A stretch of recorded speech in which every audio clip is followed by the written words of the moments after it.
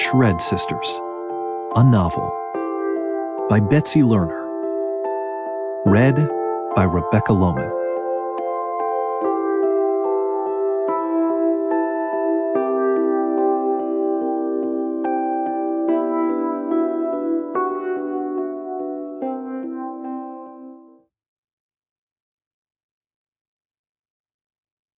Here are the ways I could start this story.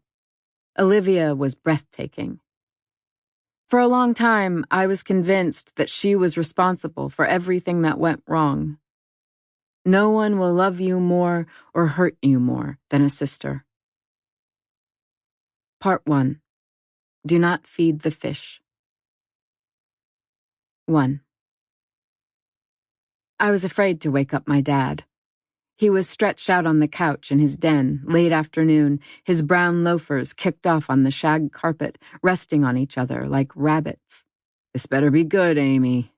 He never used my full name. It was Aim or A or Acorn, Bun or Bunny. By the time he reached Ollie, she was soaked in blood. Ollie had dared me to jump on the couch with her. Using the thick cushions as a trampoline, she made a swishing sound as she jumped, touching the ceiling and dunking an imaginary basketball. Only when she took a jump shot from the side, not realizing the power in her legs, she crashed into the picture window behind the couch. For a second, there was silence. Then the window splintered into a web of shards that rained down on my sister. She shook her head, and pieces of glass flung like water from a summer sprinkler. She froze in place, afraid to take a step or move. Tiny spots of blood blossomed from beneath her shirt and pants. My father told me to call 911 for an ambulance, then soothed Ollie with his deep voice.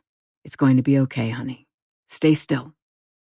Ollie hadn't moved a millimeter, knowing that doing so would push the shards of glass deeper into her skin. Now, in partial shock, she couldn't speak. Later, she joked that she looked like a giant tampon, but just then her wit was on hold. Our mother was away on a bridge cruise through the fjords with her friends.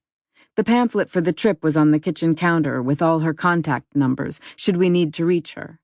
In the long minutes before the ambulance arrived, I suggested we call her. My father vetoed the idea. Let her have her fun. The EMS crew arrived, stopping short when they saw her. "Whoa," the woman EMT said. "Shit," the guy said. Then, "Pardon my French." The woman slid her hands under Ollie's armpits while the man cut her shirt off from the back. As usual, Ollie wasn't wearing a bra, and my father left the room. While the woman held Ollie up, the man plucked glass from her back. She was silent as they lifted her onto the stretcher. The woman covered Ollie's front with a white sheet.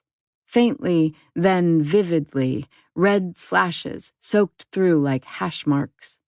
I heard her moan, and they gave her a shot. I started to climb into the ambulance, but the man waved me away and pulled the door closed. Dad started up the car and said I should wait at home, hold down the fort. I took out the broom and dustpan, the upright kind I used for a game I called Movies. I'd scatter garbage on the floor and sweep it up while complaining with my imaginary ushers about the customers and the sticky floor. The current situation presented more of a challenge.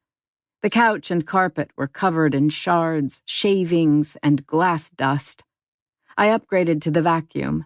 My mother was proud of her new Electrolux canister. Like a dachshund on wheels, the vacuum followed her around as she made her way through the house. It did a good job on the glass dust, but the hose started to buck with the bigger pieces.